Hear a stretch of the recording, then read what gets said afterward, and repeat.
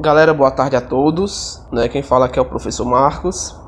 Pessoal, vamos lá, vamos aqui fazer, certo, uma rápida leitura da prova, tanto de história quanto de arte, certo? Estou enviando um pouco tarde por causa do meu computador que está com problema, mas vocês vão ter um bom tempo ainda para responder. Ok, vamos lá. Você vai, para responder a primeira e a segunda questão, você vai ter um texto, certo? Então você vai ler esse texto que eu vou ler com vocês agora. Fernando VII tinha um reino, mas não podia governá-lo.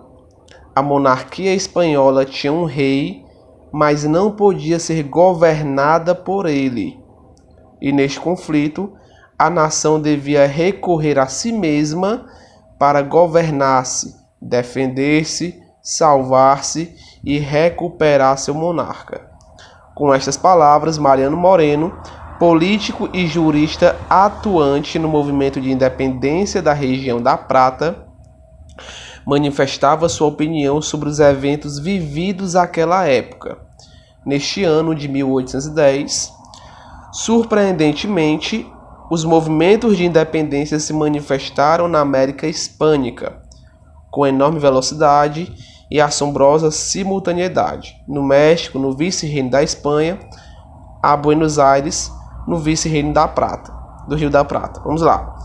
Qual o argumento usado por Mariano para justificar a independência da região da Prata? Vamos lá, galera. Estamos falando aqui, quando você observa o texto, claro, foi escrito por um rapaz chamado de Mariano Moreno, certo? E aqui, o que ele está indicando? Ele está indicando que aquela região deveria se tornar independente. Então você vai pegar um trecho, certo? Você vai pegar um trecho do texto e você vai informar, certo? Em qual parte desse texto está falando sobre uma possível independência, certo? Dessa região do Rio da Prata. Apenas isso. Ok? Então, qual parte do texto Moreno vai constatar que as colônias hispano-americanas deveriam se tornar independentes? E aí você vai pegar um trecho e vai colocar. 2. Daqui é só ler o texto, galera. Você lendo o texto é a interpretação de texto, ok? Na Espanha, qual era o cenário político que permitia a existência de discurso como a de Moreno? O que estava acontecendo na Espanha, pessoal, para que Moreno quisesse a independência da América hispano-americana, né? Porque o que Mariano queria? Queria que o Paraguai fosse independente, queria que a Bolívia fosse independente, a Argentina fosse independente. Então, para que ela se tornasse independente, estava acontecendo alguma coisa na Espanha, certo? E aí, lembrem lá, a Espanha foi invadida por alguém. Quem foi essa pessoa que invadiu tanto a Espanha quanto Portugal?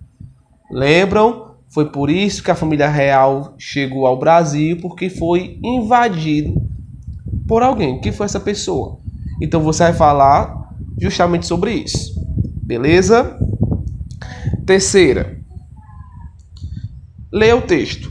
E aí você vai ler o texto novamente, certo? E aqui, pessoal, vai falar justamente sobre o que, professor? Sobre a criação da bandeira de Pernambuco.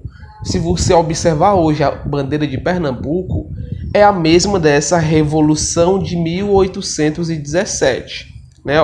Explique um motivo para a criação da bandeira de Pernambuco em 1817. Houve alguma coisa em 1817, pessoal, que nós chamamos de Revolução Pernambucana. Eu falei muito bem sobre isso talvez no vídeo retrasado, onde a bandeira vai ser criada como um informe falando, nós agora somos o quê?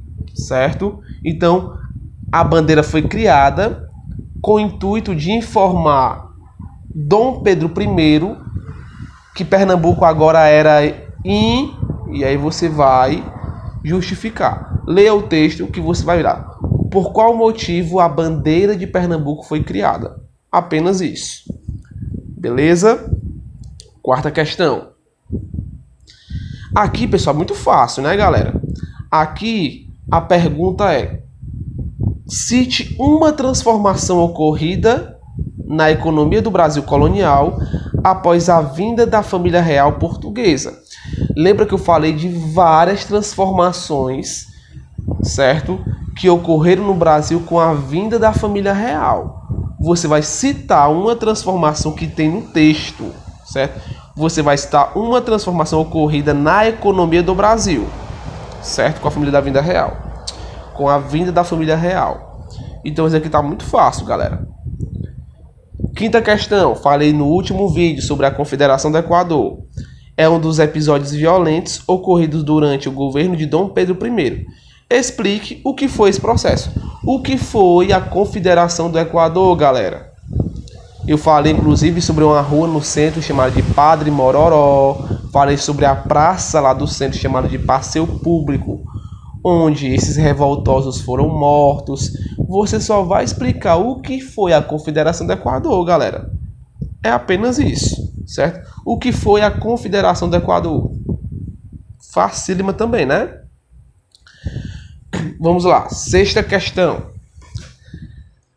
A sexta questão vai falar sobre Simão Bolívar. Bolívar, né? Leia a citação abaixo, você vai ler a citação e depois você vai responder. Bolívar, um dos principais líderes da independência da América Espanhola, desejava um futuro diferente, que não chegou a se concretizar, para as colônias que ajudou a emancipar. Tal desejo era. Pessoal, qual era a intenção de Simão Bolívar? Lembrem lá, as colônias espanholas estavam sofrendo com a escravidão, com uma opressão e tudo mais. Mas Simão Bolívar tinha um desejo. Qual era o desejo de Simão Bolívar? Será que ele queria a autonomia de cada uma das colônias americanas? Será que ele queria uma formação de uma unidade política hispano-americana? Será que ele queria formar uma única América? Nós falamos sobre isso, hein? A B fala isso. Simão Bolívar queria tornar todos os americanos um só. Certo? Presta atenção. Implementação de um regime de caráter autoritário, será? D. União das ex-colônias espanholas com os Estados Unidos. Lembra que nós falamos na última prova sobre a doutrina de Monroe e de Simão Bolívar. São duas doutrinas diferentes, né? É retomada das relações do antigo sistema colonial. Será que Simão Bolívar queria que o sistema colonial anterior voltasse? Não sei, né? Vamos lá. Sétima questão. Leia o texto a seguir para responder a questão. Aí você vai ler de novo, né? O monarca, José I, tal. Aqui vai falar sobre o Marquês de Pombal. O Marquês de Pombal foi um cara que fez uma revolução na administração portuguesa, certo? Eu falei isso também no terceiro ou quarto vídeo. Vamos lá. Sobre o Marquês de Pombal e suas reformas. É correto afirmar que, com a expulsão dos jesuítas de Portugal e de todos os seus territórios ultramarinos, Pombal pretendia enfraquecer o poder do Estado. Será que Pombal estava contra o governo ou estava a favor? Porque o item A está falando que ele estava contra. Será que ele estava contra o governo português? B. No governo pombalino, houve um afrouxamento das cobranças de imposto na região mineradora. Será, galera? Será que Pombal falou, vamos fazer o seguinte, estamos todo mundo devendo, eu vou perdoar a dívida de todo mundo. Será que Pombal fez isso? Lembra lá da Inconfidência Mineira? As pessoas estavam devendo muito dinheiro. E será que mesmo eles devendo, Pombal ele afrouxou essas leis? Ele afrouxou a cobrança de imposto ou ele aumentou? E aí você deve lembrar se ele aumentou ou ele afrouxou. O item B está falando que ele afrouxou. Vamos lá. C. O grande objetivo das reformas de Pombal era fortalecer a economia portuguesa estreitando os laços de dependência de Portugal com a Inglaterra. Será que tem alguma coisa a ver Portugal com a Inglaterra? D. Pombal foi responsável pela criação da derrama, imposto fixado sobre a produção aurífera colonial. Vamos lá, vamos observar bem as questões, tá bom? Os jesuítas reagiram à política autoritária de Pombal e recuperaram a autoridade e prestígio, mantendo a educação sob seu controle. Será que a educação ficou ainda sob o controle dos jesuítas? Facílima também essa daqui, galera. Preste atenção que dá para você responder tranquilo. 8ª questão. Também tem um texto. Não esqueçam de ler esse texto com cuidado, galera. Não esqueçam. Certo? É muito importante que vocês venham ler esse texto aí. 8ª questão. A chegada da família real. Certo? A chegada da família real culmina em 1808.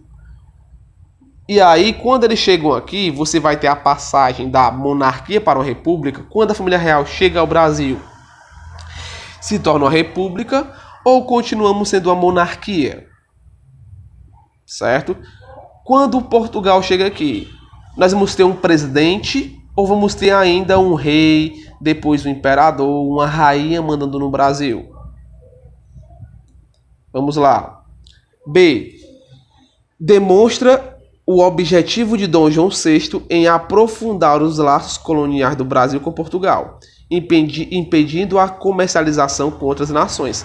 Será, galera, que Dom João, assim que chegou aqui, ele impediu, lembra do pacto colonial? O Brasil passava por um pacto colonial, onde o Brasil só comercializava com Portugal. Quando Dom João VI chegou ao Brasil, continuou isso ou ele abriu os portos? E não, agora nós podemos comercializar com nações amigas. Eu falei muito bem sobre isso, galera, quando eu falei sobre a chegada da família real. Então prestem atenção. C. Possibilitou o rompimento do pacto colonial, fator importante para o processo de independência. D. Representa a decisão de Dom João VI em residir em território brasileiro. Será que Dom João VI ele tinha uma vontade enorme de morar no Brasil? O Brasil é o melhor país do mundo. Será que ele veio por boa e livre e espontânea vontade ou ele veio obrigado? Resulta no enfraquecimento da interferência inglesa no país diante do rompimento das relações econômicas de Portugal com a Inglaterra. Lê direitinho, você consegue responder tranquilamente. 9. Entre os diversos motivos que favoreceram a abdicação de Dom Pedro I em 1831 está A alta popularidade de seu pai, Dom João VI, no Brasil. Será que ele foi embora só porque o pai dele era muito famoso aqui no Brasil? B.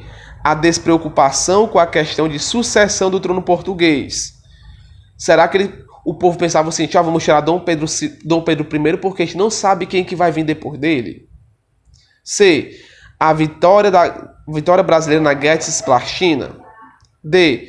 O sentimento antilusitano e republicano. E seu entendimento favorável à abolição da escravidão. Leia direitinho que dá certo. D. Uma das principais características da formulação e adoção da Constituição de 24 é a adoção de um modelo de governo autoritário com a adoção do poder moderador. Olha aí. Será, galera? Prestem atenção. A Constituição de 24, ela foi uma Constituição democrática ou autoritária? Nós falamos que ela foi autoritária. E aí teve a criação de um outro poder. Nós temos o poder legislativo, o executivo e o judiciário. E em 1824, com essa nova Constituição, vai ser criado um outro poder. Que poder é esse? Que é o poder do imperador. Observe bem esse item, ok? A restrição do poder das elites. Será? A passagem de um governo imperial para um governo republicano. Temos uma república a partir de agora? Será? A transformação de um governo autoritário em um governo democrático. Será que o governo de Dom Pedro I foi um governo democrático ou foi autoritário? E é o fim dos conflitos entre conservadores e liberais. E aí você vai marcar o item correto, certo? Observem bem os itens, certo? Leia com cuidado. Se tiver alguma dúvida com relação a essa prova, pessoal, vocês entrem em contato comigo pelo WhatsApp. Não tem problema nenhum, que assim que eu visualizar eu respondo, mas aí você só responde quando tiver realmente certeza. Assim que você tiver total certeza, aí você responde, ok? Vamos lá. Vamos agora para a prova de arte. A arte é uma prova mais curtinha, talvez você não vai ter tantas dúvidas, mas eu vou ler aqui para que qualquer dúvida seja realmente tirada com relação à prova. Vamos lá. Analise as pinturas do artista Friedrich Idal. A imagem 1. Você vai ver a imagem 1 aí, né? E a imagem 2. Descreva a temática e os elementos do romantismo que podem ser observados nas imagens. Lembrem, galera, que nós vimos várias cenas do romantismo, cenas de terror, de paisagem e assim vai. Quando você olha para a primeira imagem, o que vem na sua cabeça? Você vai apenas descrever a imagem. A segunda, olha aí, descreve muito bem a natureza e tudo mais. Então você vai apenas descrever o que você vê na imagem, certo? Daqui é algo bem mais pessoal do que propriamente dito, certo? Falando de arte em si. Compare as pinturas dos artistas Jean Pietrino e Rossetti. Vamos lá, você vai ter duas imagens aí. Em relação ao ideal de beleza feminina, explique em que se diferenciam as pinturas do Alto Renascimento e da Irmandade dos pré-rafaelitas. Aqui você vai ter que saber a diferença. Qual era a grande diferença entre os pré-rafaelitas, pessoal, e os pintores do Renascimento? Você vai ter aqui algumas diferenças. E aí você vai ter que lembrar que diferenças eram essas. Eu falei também na nossa live, né, que nós fizemos. Observe a pintura de Renoir, né? Quais características do impressionismo podemos identificar nessa imagem? Impressionismo. Vamos lá.